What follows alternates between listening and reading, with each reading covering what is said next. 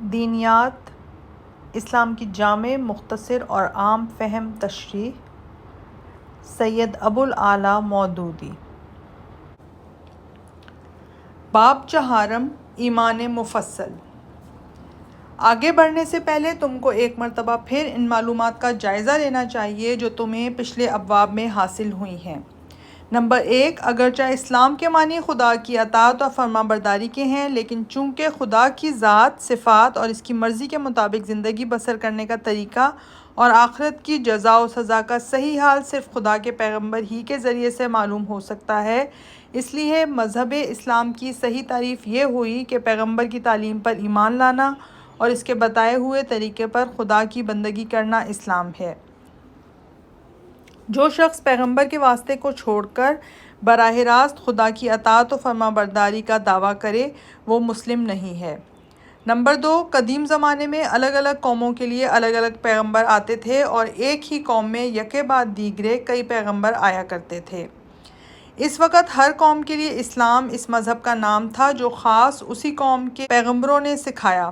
اگرچہ اسلام کی حقیقت ہر ملک اور ہر زمانے میں ایک ہی تھی، مگر شریعتیں یعنی قوانین اور عبادات کے طریقے کچھ مختلف تھے، اس لیے ایک قوم پر دوسری قوم کے پیغمبروں کی پیروی ضروری نہ تھی، اگرچہ ایمان لانا سب پر ضروری تھا۔ نمبر 3، حضرت محمد مصطفیٰ صلی اللہ علیہ وآلہ وسلم جب پیغمبر بنا کر بھیجے گئے تو آپ کے ذریعے سے اسلام کی تعلیم کو مکمل کر دیا گیا اور تمام دنیا کے لیے ایک ہی شریعت بھیجی گئی۔ آپ کی نبوت کسی خاص ملک یا قوم کے لیے نہیں بلکہ تمام اولاد آدم کے لیے ہے اور ہمیشہ کے لیے ہے۔ اسلام کی جو شریعتیں پچھلے پیغمبروں نے پیش کی تھیں وہ سب حضرت صلی اللہ علیہ وآلہ وسلم کی آمد پر منسوخ کر دی گئیں، اور اب قیامت تک نہ کوئی نبی آنے والا ہے اور نہ کوئی دوسری شریعت خدا کی طرف سے اترنے والی ہے، لہٰذا اب اسلام صرف محمد صلی اللہ علیہ وآلہ وسلم کی پیروی کا نام ہے۔ آپ صلی اللہ علیہ وآلہ وسلم کی نبوت کو تسلیم کرنا اور آپ کے اعتماد پر ان سب باتوں کو ماننا جن پر ایمان لانے کی آپ نے تعلیم دی ہے، اور آپ صلی اللہ علیہ وآلہ وسلم کے تمام احکام کو خدا کے احکام سمجھ کر ان کی اطاعت کرنا اسلام ہے۔ اب کوئی اور ایسا شخص خدا کی طرف سے آنے والا نہیں ہے جس کو ماننا مسلمان ہونے کے لیے ضروری ہو اور جسے نہ ماننے سے آدمی کافر ہو جاتا ہو۔ آؤ اب ہم تمہیں یہ بتائیں کہ حضرت محمد صلی اللہ علیہ وآلہ وسلم نے کن کن باتوں پر ایمان لانے کی تعلیم دی ہے، وہ کیسی سچی باتیں ہیں اور ان کو ماننے سے انسان کا درجہ کس قدر بلند ہو جاتا ہے۔ خدا پر ایمان۔ حضرت صلی اللہ علیہ وآلہ وسلم کی سب سے پہلی اور سب سے زیادہ اہم تعلیم یہ ہے، لا الہ الا اللہ، اللہ کے سوا کوئی الہ نہیں ہے۔ یہ کلمہ اسلام کی بنیاد ہے۔ جو چیز مسلم کو ایک کافر، ایک مشرک اور ایک دہریے سے الگ کرتی ہے وہ یہی ہے۔ اسی کلمے کے اقرار سے انسان اور انسان کے درمیان عظیم الشان فرق ہو جاتا ہے۔ اس کو ماننے والے ایک گروہ بن جاتے ہیں اور نہ ماننے والے دوسرا گروہ۔ اس کو ماننے والوں کے لیے دنیا سے لے کر آخرت تک ترقی، کامیابی اور سرفرازی ہے، اور نہ ماننے والوں کے لیے نامرادی، ذلت اور پستی۔ اتنا بڑا فرق جو انسان اور انسان کے درمیان واقع ہو جاتا ہے، یہ محض لام، الف اور ہاء سے بنے ہوئے ایک چھوٹے سے جملے کو زبان سے ادا کر دینے کا نتیجہ نہیں ہے۔ زبان سے اگر تم 10 لاکھ کونین کونین پکارتے رہو اور کھاؤ نہیں تو تمہارا بخار نہ اترے گا۔ اسی طرح زبان سے لا الہ الا اللہ کہہ دیا مگر یہ نہ سمجھے کہ اس کے معنی کیا ہیں، اور یہ الفاظ کہہ کر تم نے کتنی بڑی چیز کا اقرار کیا ہے اور اس اقرار سے تم پر کتنی بڑی ذمہ داری عائد ہو گئی ہے، تو ایسا بے سمجھی کا تلفظ کچھ بھی مفید نہیں۔ دراصل فرق تو اسی وقت واقع ہوگا جبکہ لا الہ الا اللہ کے معنی تمہارے دل میں اتر جائیں، اس کے معنی پر تم کو کامل یقین ہو جائے، اس کے خلاف جتنے اعتقادات ہیں ان سے تمہارا دل پاک ہو جائے، اور اس کلمے کا اثر تمہارے دل و دماغ پر کم از کم اتنا ہی گہرا ہو جتنا اس بات کا اثر ہے کہ آگ جلانے والی چیز ہے اور زہر مار ڈالنے والی چیز۔ یعنی جس طرح آگ کی خاصیت پر ایمان تم کو چولہے میں ہاتھ ڈالنے سے روکتا ہے اور زہر کی خاصیت پر ایمان تم کو زہر کھانے سے باز رکھتا ہے، اسی طرح لا الہ الا اللہ پر ایمان تم کو شرک اور کفر اور دہریت کی ہر چھوٹی سے چھوٹی بات سے روک دے، خواہ وہ اعتقاد میں ہو یا عمل میں۔ لا الہ الا اللہ کے معنی: سب سے پہلے یہ سمجھو کہ الہ کسے کہتے ہیں۔ عربی زبان میں الہ کے معنی مستحق عبادت کے ہیں، یعنی ایسی ہستی جو اپنی شان اور جلال اور برتری کے لحاظ سے اس قابل ہو کہ اس کی پرستش کی جائے اور بندگی اور عبادت میں اس کے آگے سر جھکا دیا جائے۔ الہ کے معنی میں یہ مفہوم بھی شامل ہے کہ وہ بے انتہا قدرت کا مالک ہو جس کی وسعت کو سمجھنے میں انسان کی عقل حیران رہ جائے۔ الہ کے مفہوم میں یہ بات بھی داخل ہے کہ وہ خود کسی کا محتاج نہ ہو اور سب اپنی زندگی کے معاملات میں اس کے محتاج ہوں اور اس سے مدد مانگنے کے لیے مجبور ہوں۔ الہ کے لفظ میں پوشیدگی کا مفہوم بھی پایا جاتا ہے، یعنی الہ اس کو کہیں گے جس کی طاقتیں پراسرار ہوں۔ فارسی زبان میں خدا اور ہندی میں دیوتا اور انگریزی میں گاڈ کے معنی بھی اس سے ملتے جلتے ہیں اور دنیا کی دوسری زبانوں میں بھی اس مطلب کے لیے مخصوص الفاظ پائے جاتے ہیں۔ لفظ اللہ دراصل خدائے وحدہ لا شریک کا اسم ذات ہے۔ لا الہ الا اللہ کا لفظی ترجمہ یہ ہوگا کہ کوئی الہ نہیں ہے سوائے اس ذات خاص کے جس کا نام اللہ ہے۔ مطلب یہ ہے کہ تمام کائنات میں اللہ کے سوا کوئی ایک ہستی بھی ایسی نہیں ہے جو پوجنے کے لائق ہو، اس کے سوا کوئی اس کا مستحق نہیں کہ عبادت اور بندگی و اطاعت میں اس کے آگے سر جھکایا جائے۔ صرف وہی ایک ذات تمام جہان کی مالک اور حاکم ہے، تمام چیزیں اس کی محتاج ہیں، سب اسی سے مدد مانگنے پر مجبور ہیں، وہ حواس سے پوشیدہ ہے اور اس کی ہستی کو سمجھنے میں عقل دنگ ہے۔ لا الہ الا اللہ کی حقیقت: یہ تو صرف الفاظ کا مفہوم تھا، اب اس کی حقیقت کو سمجھنے کی کوشش کرو۔ انسان کو قدیم سے قدیم تاریخ کے جو حالات ہم تک پہنچے ہیں اور پرانی سے پرانی قوموں کے جو آثار دیکھے گئے ہیں، ان سے معلوم ہوتا ہے کہ انسان نے ہر زمانے میں کسی نہ کسی کو خدا مانا ہے اور کسی نہ کسی کی عبادت ضرور کی ہے۔ اب بھی دنیا میں جتنی قومیں ہیں، خواہ وہ نہایت وحشی ہوں یا نہایت مہذب، ان سب میں یہ بات موجود ہے کہ وہ کسی کو خدا مانتی ہیں اور اس کی عبادت کرتی ہیں۔ اس سے معلوم ہوا کہ انسان کی فطرت میں خدا کا خیال بیٹھا ہوا ہے، اس کے اندر کوئی ایسی چیز ہے جو اسے مجبور کرتی ہے کہ کسی کو خدا مانے اور اس کی عبادت کرے۔ سوال پیدا ہوتا ہے کہ وہ کیا چیز ہے؟ تم خود اپنی ہستی پر اور تمام انسانوں کی حالت پر نظر ڈال کر اس سوال کا جواب معلوم کر سکتے ہو۔ انسان دراصل بندہ ہی پیدا ہوا ہے، وہ فطرتاً محتاج ہے، کمزور ہے، فقیر ہے۔ بے شمار چیزیں ہیں جو اس کی ہستی کو برقرار رکھنے کے لیے ضروری ہیں مگر اس کے قبضہ قدرت میں نہیں ہیں۔ آپ سے آپ کو حاصل بھی ہوتی ہیں اور اس سے چھن بھی جاتی ہیں۔ بہت سی چیزیں ہیں جو اس کے لیے فائدہ مند ہیں، وہ ان کو حاصل کرنا چاہتا ہے مگر کبھی وہ اس کو مل جاتی ہیں اور کبھی نہیں ملتی کیونکہ ان کا حاصل کرنا بالکل اس کے اختیار میں نہیں ہے۔ بہت سی چیزیں ہیں جو اس کو نقصان پہنچاتی ہیں، اس کی عمر بھر کی محنتوں کو آن کی آن میں برباد کر دیتی ہیں، اس کی آرزوؤں کو خاک میں ملا دیتی ہیں، اس کو بیماری اور ہلاکت میں مبتلا کر دیتی ہیں۔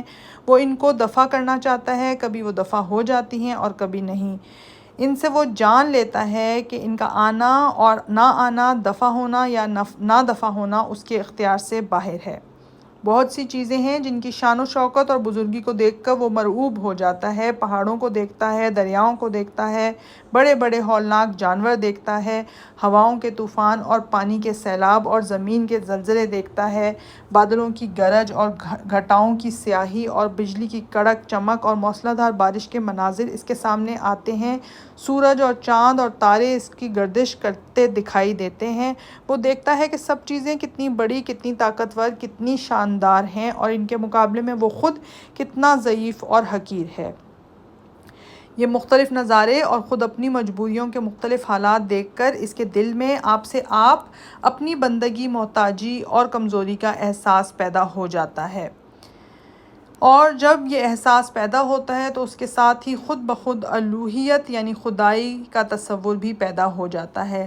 وہ ان ہاتھوں کا خیال کرتا ہے جو اتنی بڑی طاقتوں کے مالک ہیں۔ ان کی بزرگی کا احساس اسے مجبور کرتا ہے کہ وہ ان کے آگے اپنی عاجزی پیش کریں۔ ان کو نفع پہنچانے والی قوتوں کا احساس اسے مجبور کرتا ہے کہ وہ ان کے آگے مشکل کشائی کے لیے ہاتھ پھیلائے، اور ان کی نقصان پہنچانے والی طاقتوں کا احساس اسے مجبور کرتا ہے کہ وہ ان سے خوف کھائے اور ان کے غضب سے بچے۔ جہالت کے سب سے نیچے درجے میں انسان یہ سمجھتا ہے کہ جو چیزیں اس کو شان اور طاقت والی نظر آتی ہیں یا کسی نفع اور نقصان پہنچاتی ہوئی محسوس ہوتی ہیں، یہی خدا ہیں۔ چنانچہ وہ جانوروں اور دریاؤں اور پہاڑوں کو پوجتا ہے، زمین کی پرستش کرتا ہے، آگ اور بارش اور ہوا اور چاند اور سورج کی عبادت کرنے لگتا ہے۔ یہ جہالت جب ذرا کم ہوتی ہے اور کچھ علم اس کی روشنی آتی ہے تو اسے معلوم ہوتا ہے کہ یہ سب چیزیں تو خود اس کی طرح محتاج اور کمزور ہیں۔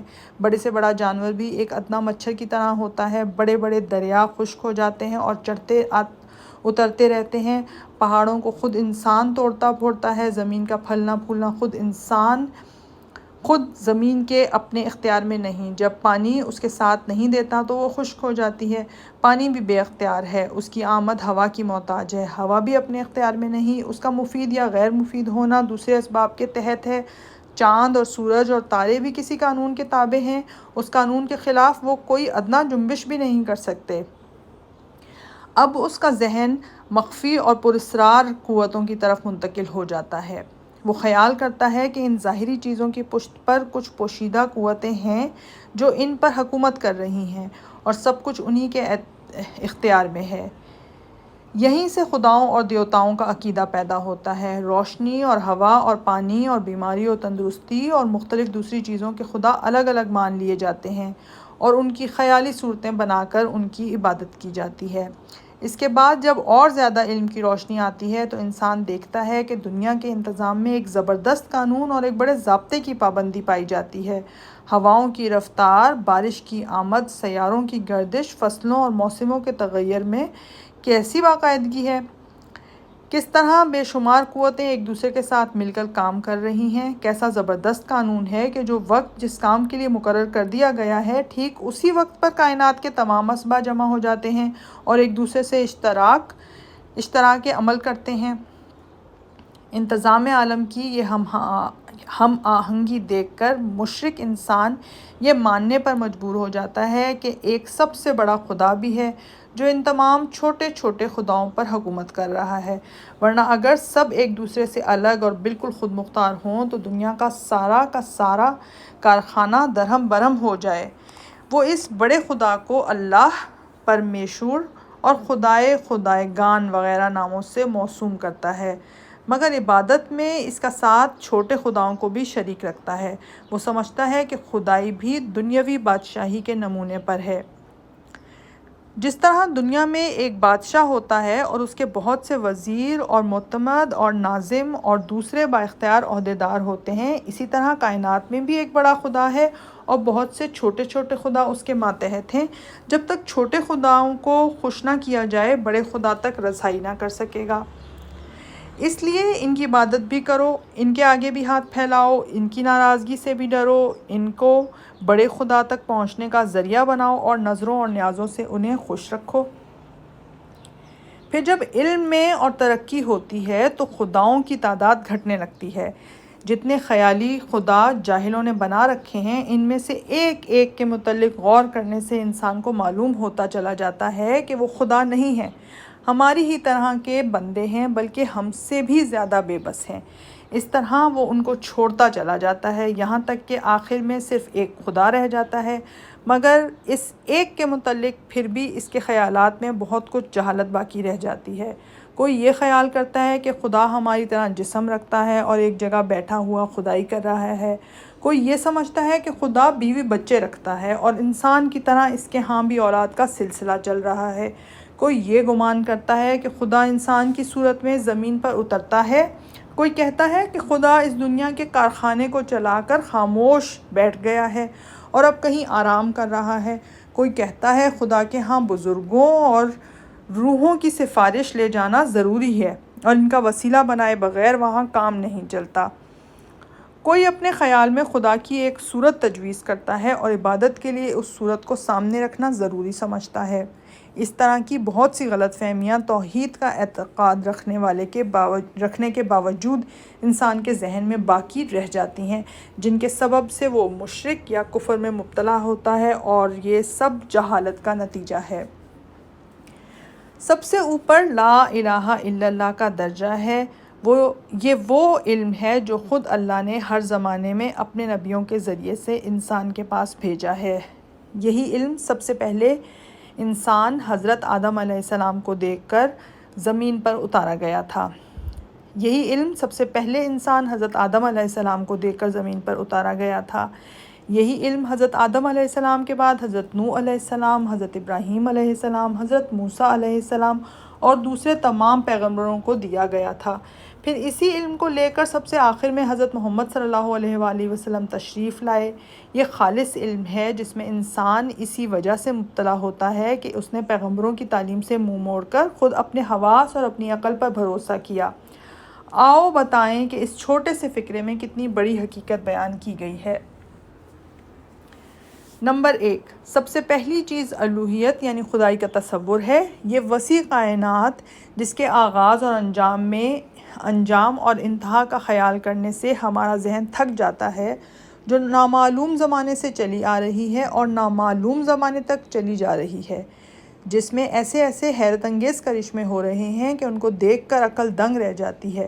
اس کائنات کی خدائی صرف وہی کر سکتا ہے جو غیر محدود، جو ہمیشہ سے ہو، ہمیشہ رہے، کسی کا محتاج نہ ہو، بے نیاز ہو اور قادر مطلق ہو، حکیم اور دانا ہو، ہر چیز کا علم رکھتا ہو اور کوئی چیز اس سے مخفی نہ ہو، سب پر غالب ہو اور کوئی اس کے حکم سے سرتابی نہ کر سکے،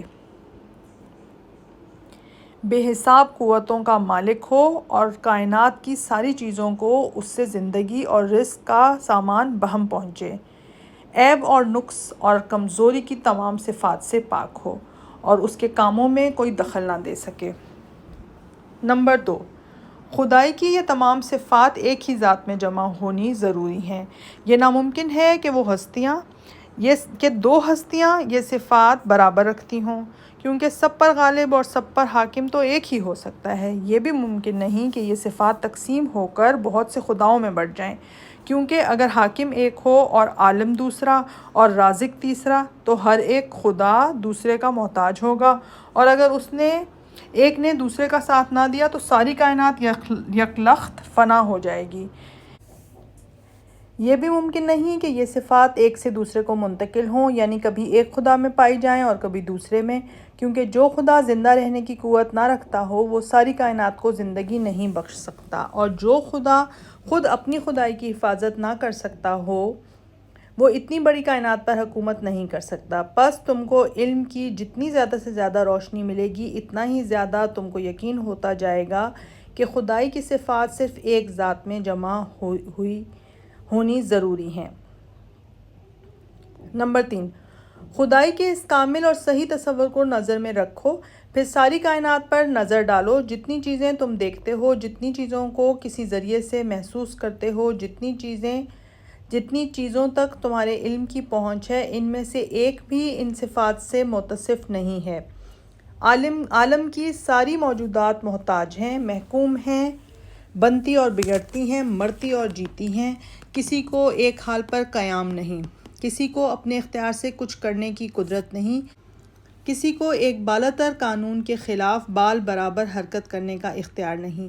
ان کے حالات خود گواہی دیتے ہیں کہ ان میں سے کوئی خدا نہیں ہے، کسی میں خدائی کی ادنا جھلک بھی نہیں پائی جاتی، کسی کا خدائی میں ذرہ برابر بھی دخل نہیں ہے۔ یہی معنی ہیں لا الہ کے۔ نمبر 4، کائنات کی ساری چیزوں سے خدائی چھین لینے کے بعد تم کو اقرار کرنا پڑتا ہے کہ ایک اور ہستی ہے جو سب سے بالاتر ہے، صرف وہی تمام خدائی صفات رکھتی ہے اور اس کے سوا کوئی خدا نہیں۔ یہی معنی ہے الا اللہ کے۔ یہ سب سے بڑا علم ہے۔ تم جس قدر تحقیق اور جستجو کرو گے تم کو یہی معلوم ہوگا کہ یہی علم کا سرا بھی ہے اور یہی علم کی آخری حد بھی۔ طبیعیات، کیمیا، حیات، ریاضیات، حیاتیات، حیوانیات، انسانیات، غرض کائنات کی حقیقتوں کا کھوج لگانے والے جتنے علوم ہیں ان میں سے خواہ کوئی علم لے لو، اس کی تحقیق میں تم جس قدر آگے بڑھتے جاؤ گے لا الہ الا اللہ کی صداقت تم پر زیادہ کھلتی جائے گی اور اس پر تمہارا یقین بڑھتا جائے گا۔ تم کو علمی تحقیقات کے میدان میں ہر قدم پر محسوس ہوگا کہ اس سے پہلی کہ اس سب سے پہلی اور سب سے بڑی سچائی سے انکار کرنے کے بعد کائنات کی ہر چیز بے معنی ہو جاتی ہے۔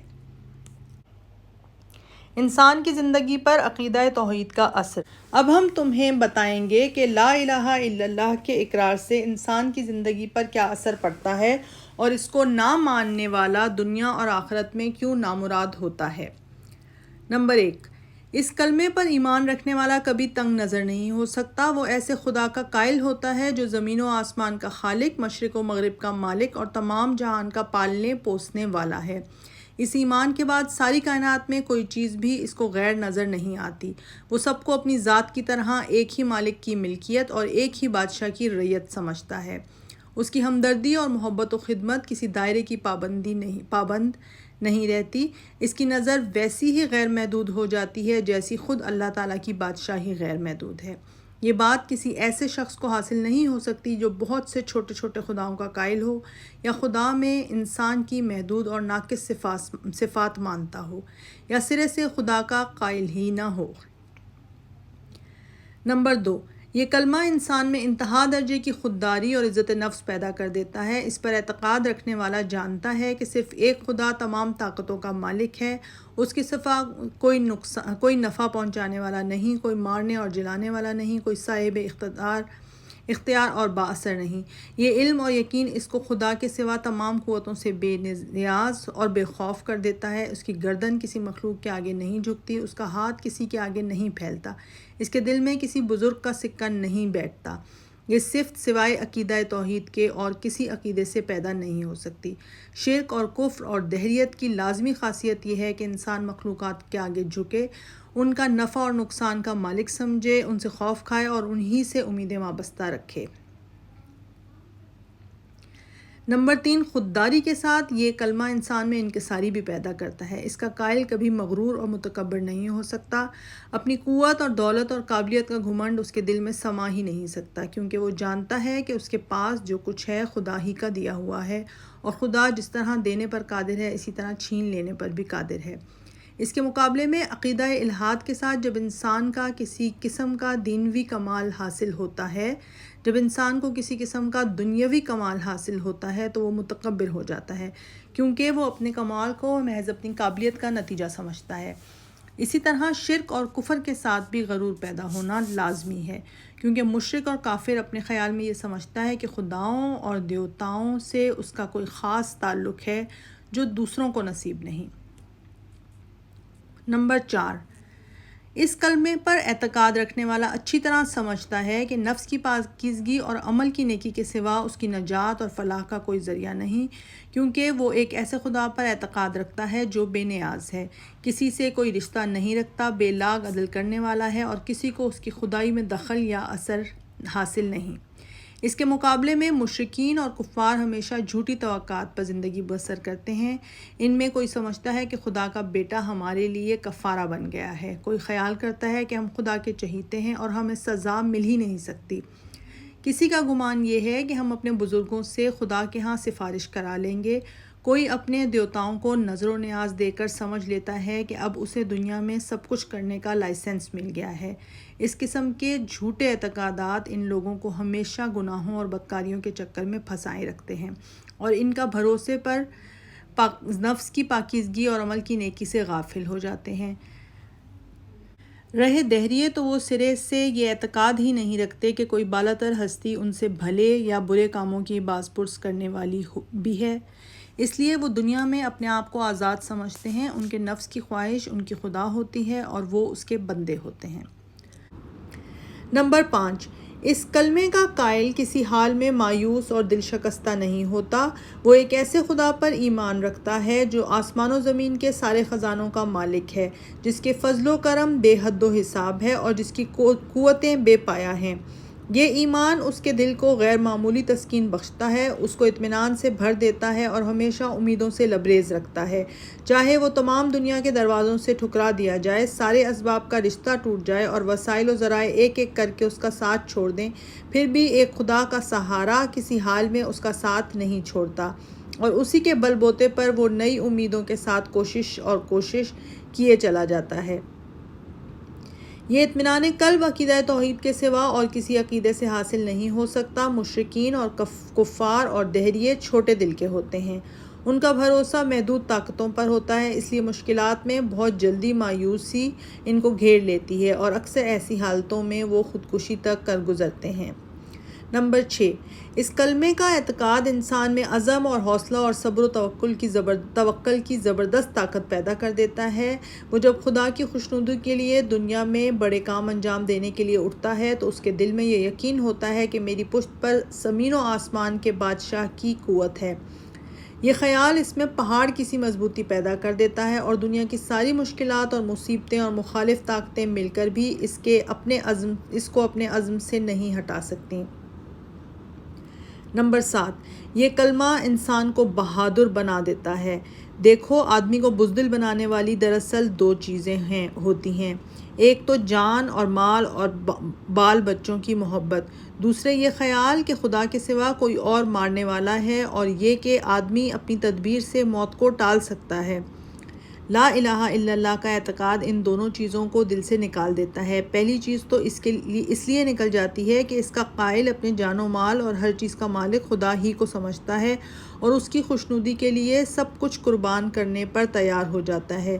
رہی دوسری چیز تو وہ اس وجہ سے باقی نہیں رہتی کہ لا الہ الا اللہ کہنے والے کے نزدیک جان لینے کی قدرت کسی انسان یا حیوان یا توپ یا تلوار یا لکڑی یا پتھر میں نہیں ہے، اس کا اختیار صرف خدا کو ہے، اور اس نے موت کا جو وقت مقرر کر دیا ہے اس سے پہلے دنیا کی تمام قوتیں مل کر بھی چاہیں تو کسی کی جان نہیں لے سکتی۔ یہی وجہ ہے کہ اللہ پر ایمان رکھنے والے سے زیادہ بہادر دنیا میں کوئی نہیں ہوتا۔ اس کے مقابلے میں تلواروں کی باڑھ اور گولیوں کی بوچھاڑ اور فوجوں کی یورش سب ناکام ہو جاتی ہیں۔ جب وہ خدا کی راہ میں لڑنے کے لیے بڑھتا ہے تو اپنے سے 10 گنا طاقت کا بھی منہ پھیر دیتا ہے۔ مشرکین اور کفار اور دہریے یہ قوت کہاں سے لائیں گے؟ ان کو تو جان سب سے زیادہ پیاری ہوتی ہے اور وہ یہ سمجھتے ہیں کہ موت دشمن کی لانے سے آتی ہے اور اس کے بھاگنے سے بھاگ سکتی ہے اور اس کے بھگانے سے بھاگ سکتی ہے۔ نمبر 8، لا الہ الا اللہ کا اعتقاد انسان میں قناعت اور بے نیازی کی شان پیدا کر دیتا ہے۔ حرص، ہوس اور شک و حسد کے رقیق جذبات اس کے دل سے نکال دیتا ہے۔ کامیابی حاصل کرنے کے ناجائز اور ذلیل طریقے اختیار کرنے کا خیال تک اس کے ذہن میں نہیں آنے دیتا۔ وہ سمجھتا ہے کہ رزق اللہ کے ہاتھ میں ہے، جس کو چاہے زیادہ دے، جس کو چاہے کم دے۔ عزت اور طاقت اور ناموری اور حکومت سب کچھ خدا کے اختیار میں ہے۔ وہ اپنی مصلحتوں کے لحاظ سے جس کو جس قدر چاہتا ہے عطا کرتا ہے۔ ہمارا کام صرف اپنی حد تک جائز کوشش کرنا ہے۔ کامیابی اور ناکامی خدائے فضل پر موقوف ہے۔ وہ اگر دینا چاہے تو انسان کی کوئی قوت اسے روک نہیں سکتی اور نہ دینا چاہے تو کوئی طاقت دلوا نہیں سکتی۔ اس کے مقابلے میں مشرکین اور کفار اور دہریے اپنی کامیابی اور ناکامی کو اپنی کوشش اور دنیاوی طاقتوں کی مدد سے مخالفت پر موقوف سمجھتے ہیں، اس لیے ان میں حرص اور ہوس مسلط رہتی ہے۔ کامیابی حاصل کرنے کے لیے رشوت، خوشامد، سازش اور ہر قسم کے بدترین ذرائع اختیار کرنے میں انہیں باک نہیں ہوتا۔ دوسروں کی کامیابی پر رشک و حسد میں جلتے مرتے ہیں اور ان کو نیچا دکھانے کے لیے کوئی بری سے بری تدبیر بھی نہیں چھوڑتے۔ نمبر 9، سب سے بڑی چیز یہ ہے کہ لا الہ کا اعتقاد انسان کو خدا کے قانون کا پابند بناتا ہے۔ اس کلمے پر ایمان لانے والا یقین رکھتا ہے کہ خدا ہر چھپی اور کھلی چیز سے باخبر ہے، ہماری شہرگ سے بھی زیادہ قریب ہے۔ اگر ہم رات کے اندھیرے میں اور تنہائی کے گوشے میں بھی کوئی گناہ کریں تو خدا کو اس کا علم ہو جاتا ہے۔ اگر ہمارے دل کی گہرائی میں بھی کوئی برا ارادہ پیدا ہو تو خدا تک اس کی خبر پہنچ جاتی ہے۔ ہم سب سے چھپا سکتے ہیں مگر خدا سے نہیں چھپا سکتے، سب سے بھاگ سکتے ہیں مگر خدا کی سلطنت سے نہیں نکل سکتے، سب سے بچ سکتے ہیں مگر خدا کی پکڑ سے بچنا غیر ممکن ہے۔ یہ یقین جتنا مضبوط ہوگا اتنا ہی زیادہ انسان اپنے خدا کے احکام کا مطیع ہوگا۔ جس چیز کو خدا نے حرام کیا ہے وہ اس کے پاس بھی نہ پھٹکے گا، اور جس چیز کا اس نے حکم دیا ہے وہ اس کو تنہائی اور تاریکی میں بھی بجا لائے گا۔ کیونکہ اس کے ساتھ ایک ایسی پولیس لگی ہوئی ہے جو کسی حال میں اس کا پیچھا نہیں چھوڑتی، اور اس کو ایسی عدالت کا کھٹکا لگا رہتا ہے جس کے وارنٹ سے وہ کہیں بھاگ نہیں سکتا۔ یہی وجہ ہے کہ مسلم ہونے کے لیے سب سے پہلی اور ضروری شرط لا الہ الا اللہ پر ایمان لانا ہے۔ مسلم کے معنی جیسا کہ تم کو ابتدا میں بتایا جا چکا ہے، خدا کے فرما بردار بندے کے ہیں، اور خدا کا فرما بردار ہونا ممکن ہی نہیں جب تک کہ انسان اس بات پر یقین نہ لائے کہ اللہ کے سوا کوئی الہ نہیں ہے۔ حضرت محمد صلی اللہ علیہ وآلہ وسلم کی تعلیم میں یہ ایمان باللہ سب سے اہم اور امتیازی چیز ہے۔ یہ اسلام کا مرکز ہے، اس کی جڑ ہے، اس کی قوت کا منبع ہے۔ اس کے سوا اسلام کے جتنے اعتقادات اور احکام اور قوانین ہیں سب اسی بنیاد پر قائم ہیں، اور ان سب کو اسی مرکز سے قوت پہنچتی ہے۔ اس کو ہٹا دینے کے بعد اسلام کوئی چیز نہیں رہتا۔